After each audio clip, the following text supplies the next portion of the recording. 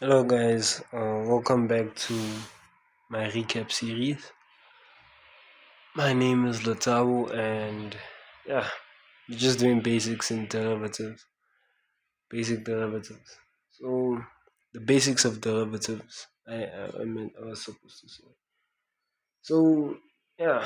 So now, since we did derivatives of the sheet functions and we did the two important rules, we are about to do the other two important rules.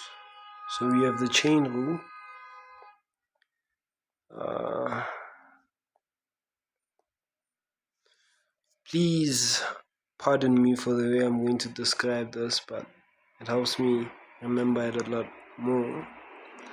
Alright, so let's say we had this is like when you're deriving composite functions, and composite function is a function within a function, if that makes sense. Right? So when you're deriving composite functions, you use the chain rule and it goes something like this.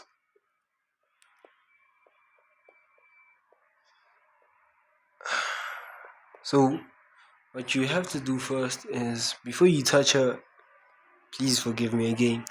Before you touch her on the inside, you first need to touch her on the outside. So you touch her on the outside, meaning you derive the outside function first. Right. Then you multiply by, and then you touch on the inside. Now you're touching on the inside. And yeah, that's like a basic way of doing the chain rule. Right. If we were to do it in other ways, let's say like if we had a function, let's say y is equals to f of u, right, and u is equals to g of x, and what we would do if we're deriving in terms of y, we're deriving y in terms of x, what we would be doing is deriving first y in terms of u, and multiplying it by the derivative of u in terms of x. So yeah, so that's the basics for the chain rule. Um, a place where we get the chain rule a lot, I would say. It's not a place where we get the chain rule a lot, but like important things you really need to note where the chain rule is being used. Um, See when we have d over dx, right, and then we have this f of x is equals to, we first have to keep um, the e to exponent of f of x function as it is. So that's deriving the outside part. So when you deriving an exponential function, especially that has an e part. Okay, let me show you the whole exponential function and then I'll break it down. So it's ex times ln e times the derivative of x, which is 1, right? But ln e is also 1, so it's basically ex is ex when you're deriving ex, right? Derivative of ex is equals to ex. So this is what we have, right? So the same thing here, what we are going to do is we are first going to take this being f of x, then we're going to times it by ln e, which is 1, and then after we're going to derive f of x, which is going to be f prime of x. Make sure it's the same f. Yeah. So we're going to have something like that. And then the proof part of it, Can I do it later?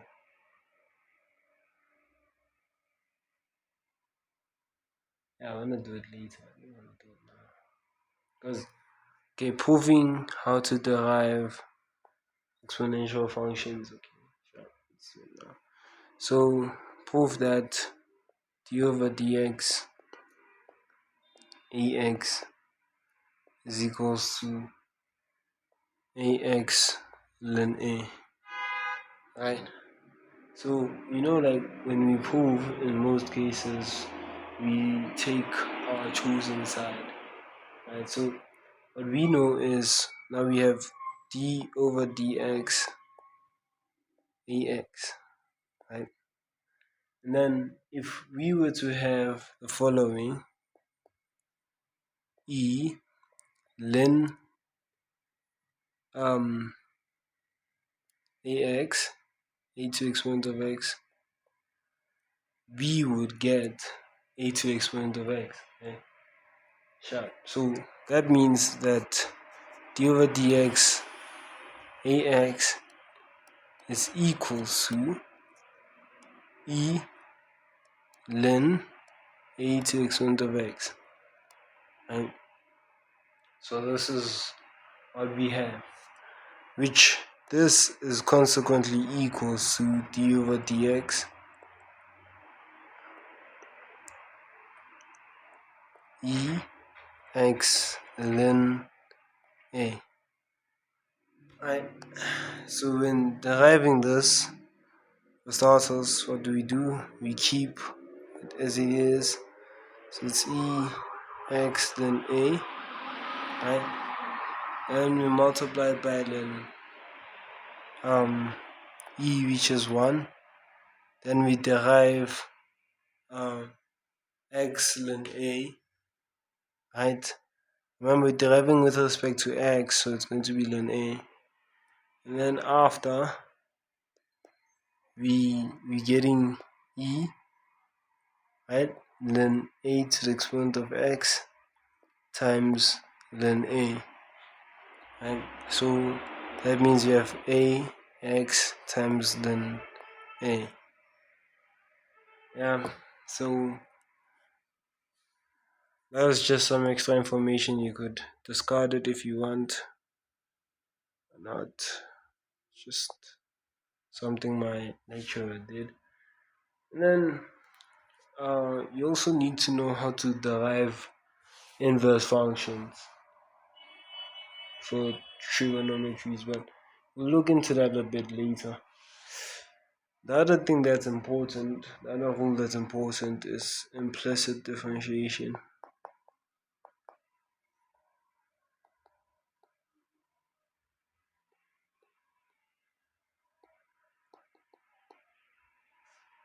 So, you know how, like, sometimes somebody tells you something but it's not clear? That's what the word implicit means. It's not clear. Right? So, in the mathematical standpoint, is let's say we are given an equation where we cannot represent y. We cannot represent it in terms of y in terms of whatever variable we're working with, right? Yeah, so we don't know what the function y is. Basically, that's what I'm saying. So that's the whole implicit idea around it. So I was supposed to say make y subject over formula. So something like, let me see, something like this: y to exponent of 5 plus 3x squared is equals to sine x minus 4y cubed. So if they told you to derive this, then this is where you apply implicit differentiation. Because hey, it's hella difficult making y the subject here. So basically this is where we apply it. So let's see. Let's see it. Let's see. See we shall. Us we shall see. So we're deriving.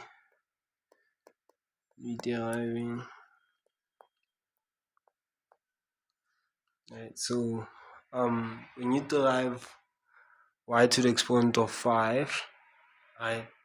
So remember, we have our chain rule. So what does our chain rule say?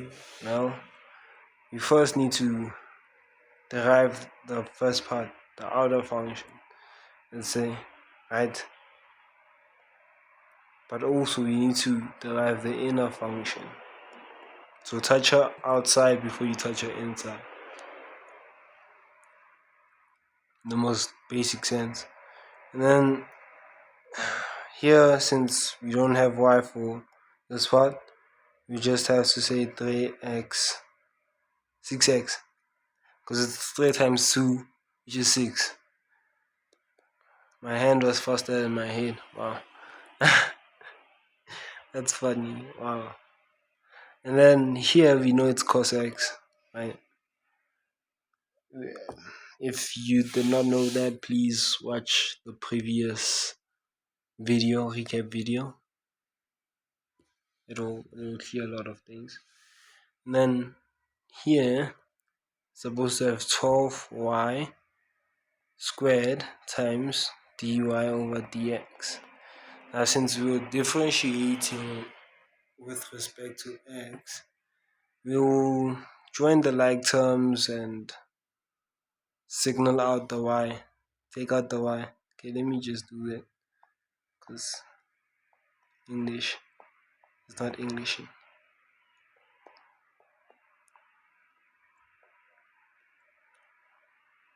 Yo, why I'm signaling you out? That's not really, doesn't really make sense, does it? Signal. Wow.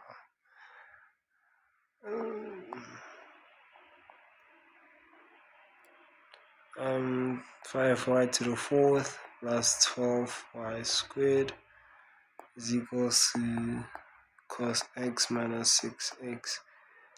Right, so I hate doing this because this tablet does not know how to properly divide. But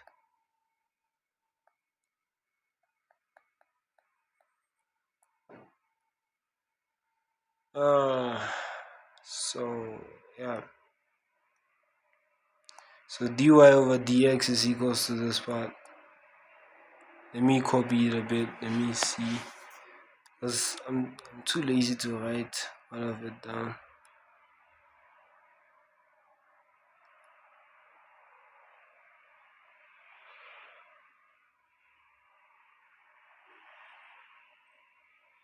It's equals to this part.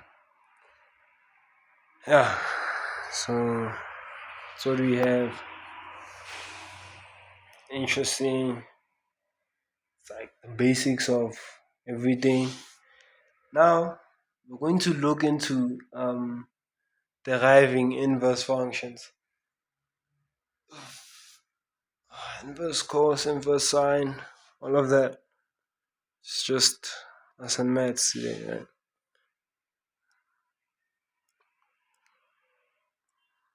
Bonding with maths. Huh, huh, huh. That's a bit funny. Okay, so let's say we were told to derive arcsine x.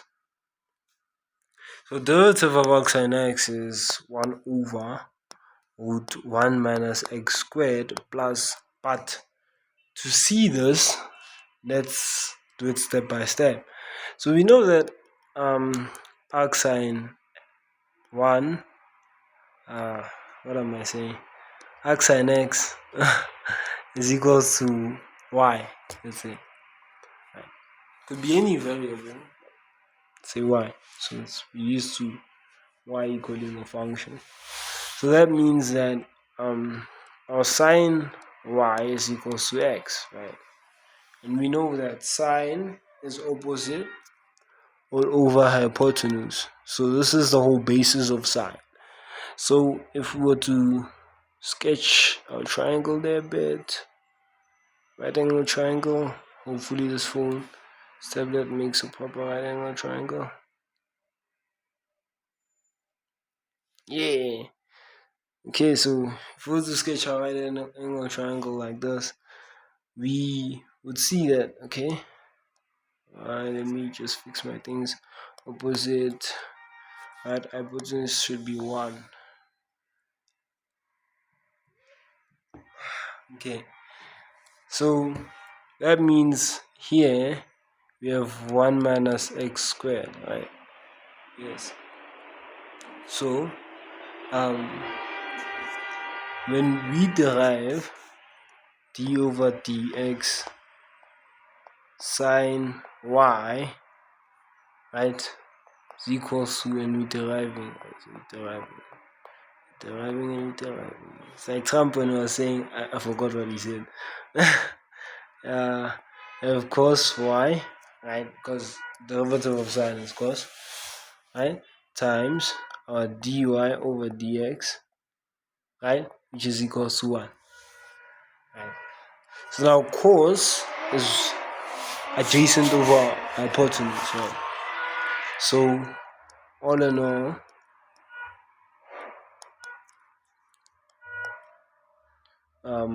we'll have something like this, cos y, which this will be equals to 1 over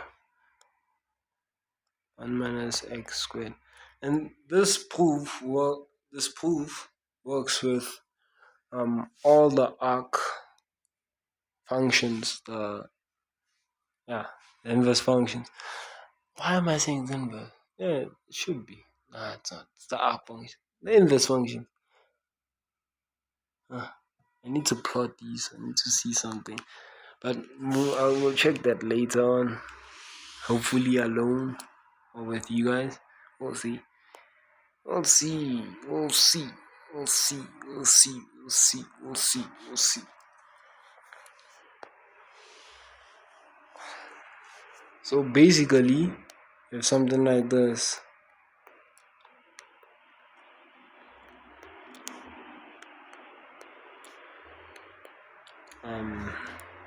Negative 1 all over 1 minus x squared.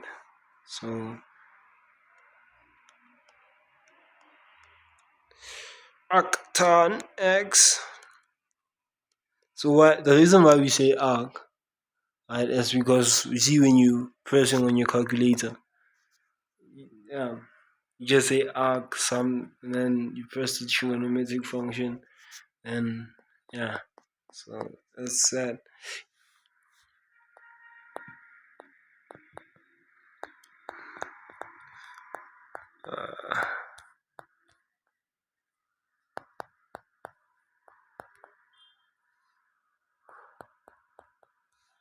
Oh, we're almost done. I'm also getting bored a bit.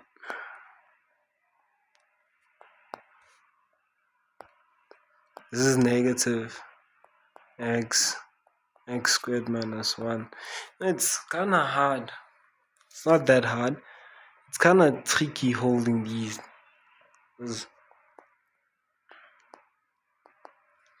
Because one is the same as the other, but with a sign difference. I don't know if you've noticed, but look. See, arcsine x is 1 over root 1 minus x squared, whereas arcsine cos is the negative of that. Arcsine tan is 1 all over 1 plus x squared, whereas arcsine why did I say arcsine tan? Arctan. Please don't listen to me sometimes. So, and then arc cot is the negative of that.